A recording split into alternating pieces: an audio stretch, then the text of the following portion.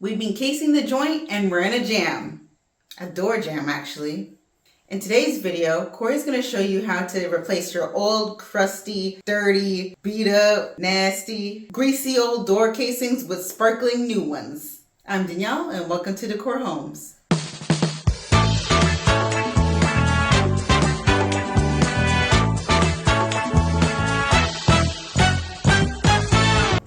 Hi there, Corey from De-cor Homes here. In today's episode, I'm going to show you how to do your own door casing. So door casing is just trim. Baseboards are trim, but they go on the ground, okay? So door casing goes around your doors and it goes around your windows. So this is your door casing. So this door doesn't have a door casing on it. This one does. And then this one here is your door jamb. There's no casing on this. This is just your door jamb. All the inside of your door, okay? A great way to get new life into your doors is just to get new door casing. New door casing, new door handles, and give it a paint. These doors were beaten up, mangled, they were dirty, they had kick marks from someone's foot because obviously they opened the door with their legs instead of the doorknob. This is only first coat, wait until this is done. Before you even think of taking on a project like this, there's a couple of things you're gonna need. Sir, yes, sir!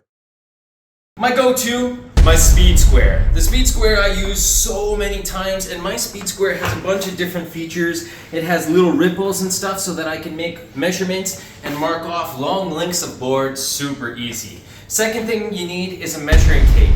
I mainly use my measuring tape just to measure from the floor to the ceiling. That way I can cut my boards a little bit shorter. I put my boards up, and then once the boards are up, I measure from inside to inside, okay? And then I cut my two miters. You also need a nailer. I have a Milwaukee wireless nailer. Boom, baby.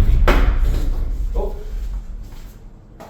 My powers are too strong. I'm knocking over the baseboards behind me. So I use this wireless nailer. It's amazing. You just have to remember to hit the button to turn it on before you start, because you always pick it up and start clicking, but nothing happens. It's got a safety, so even if you hit the trigger, nothing's going to shoot until this pushes down. Make sure you have the right length nails, because your baseboard is typically 1/2 inch or 3/8. Your wall is 1/2 inch, so you need to be minimum 1.5 inches. Anyone who's ever done a job with a nailer attached to an air compressor knows what a pain it is. You have to carry this thing around. You have to suffer with that annoying brrr whenever it's charging and trying to get, and whenever it's pulling in more air. It's literally the most annoying thing. You have to unscrew the nut every so often to release all the air and get all the liquids out. We're going wireless for pretty much all of our tools, and then we can just go throughout the house and just click, click, click. You don't have to worry about an air compressor cord or knocking over your tools or scratching anything in your house. You also need a miter saw. Now when I'm using my miter saw, I use the smallest possible one I can because it's only cutting miters and straight pieces. I'm not cutting any tall baseboards, so I use the smallest miter saw I got. And I also make sure that I connect my vacuum cleaner to it. If you're using a power tool inside a house and you don't have a vacuum cleaner connected to it, you're really doing the homeowner a disservice. Also, before you start cutting anything, if you are cutting inside the house, make sure you turn off your furnace. A table saw or a jigsaw is also important sometimes too, because say if you're reaching a situation where the baseboard is too close to the wall, then you might have to cut the baseboard to size, or if it's too close to the ceiling, you might have to cut the top off. There's always little scenarios where you have to make micro adjustments to your board. That way it fits the weird shape of your house, because no house is perfect, even the new builds. So you need your miter saw, and you absolutely need a De-cor Homes pencil. If you don't got a De-cor Homes pencil, it ain't a pencil, okay? Sharpen that thing on both sides. You can use the pencil to scribe 1/8 inch or 1/4 inch. Since it's white, it's not gonna leave huge marks on your wall or on your floor.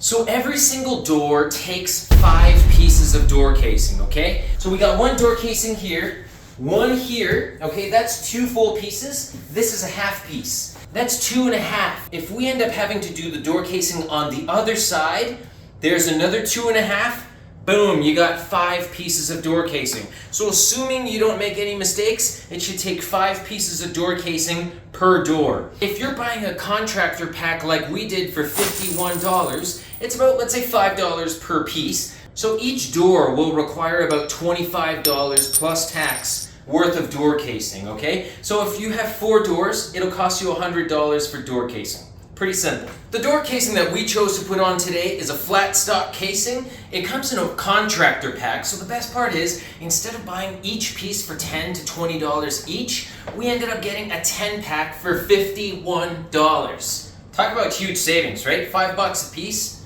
You can't get it any cheaper. It is MDF, so medium density fiberboard, which is not like hardwood. It's more like compressed cardboard and wood and everything pressed together and then put on the wall. It's not as waterproof as wood, but who's gonna tell? Who's gonna be able to tell? Once it's up, the paint that is out there these days is incredibly waterproof, so long as the painter does a good job, we're laughing. And we're the painter, so should be easy. So each side for door casing should take you about 15 minutes. Now before you install your door casing, you have to make sure you check the door casing for any nails that are remaining. Oftentimes when people pull off the old baseboards, there's remaining nails that needs to be pounded out or pulled out. For us, we just hammered them all in with a hammer. Putting up door casing is a piece of cake. All you have to do is measure the height of your ceiling. In our case, this was 83.5 inches. So what we did was we cut all of our boards at 83 inches and we put our piece up against the door and just marked it off. Once we marked it off, we put 2 pieces next to each other and connected the lines. Once the lines were connected, we took our speed square and we lined this line, the bottom, up with here, and we made a small line. Same thing with this side, okay? They have to be in opposite directions.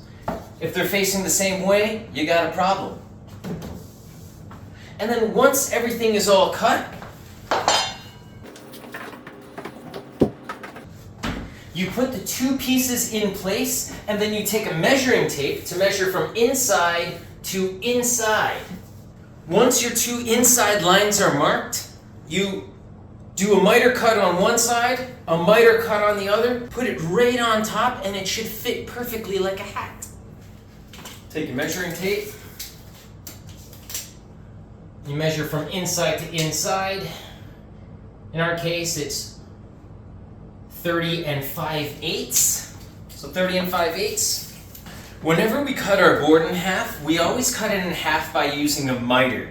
In this case, because what we can do is, we have 1 miter already cut, why cut 2, right?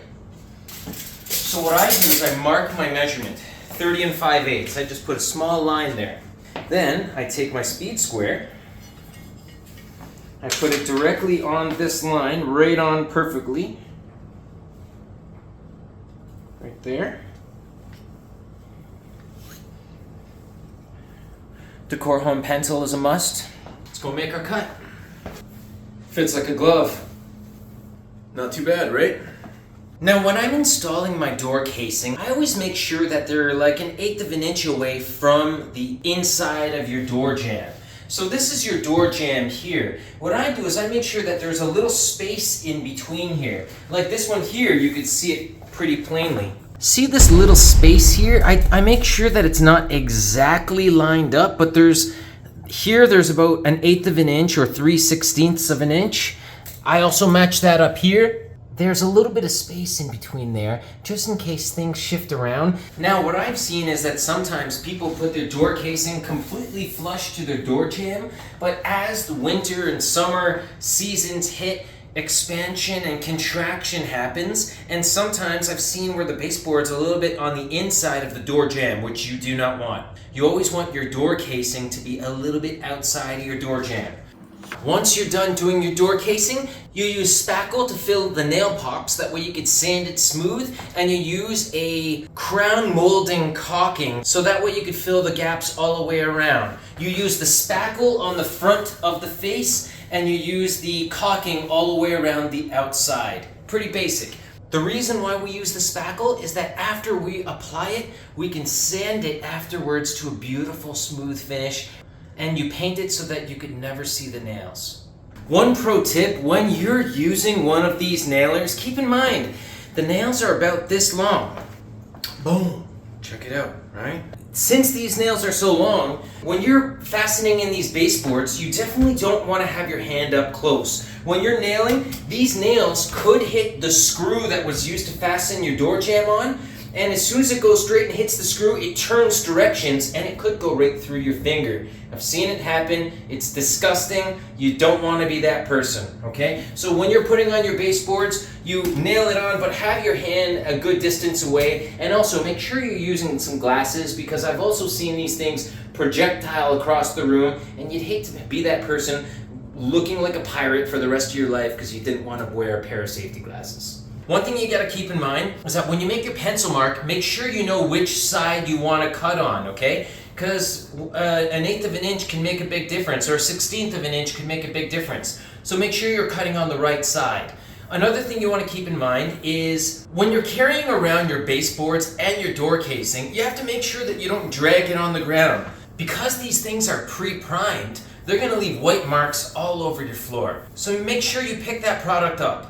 Like I said, you cut the casing to the height of the ceiling, and then you just mark it off, and then you match the lines on both sides. The height of the floor shouldn't be that much different from one side of the door to the other. If it is, you got bigger problems, okay? And then lastly, you attach these baseboards, and then you measure from inside to inside, and then you mark your straight line. The straight line, you then put your speed square on, and then you make your pencil line, you make your miter cut. Done. Well, if you like that video, you might as well watch some more. Like these ones.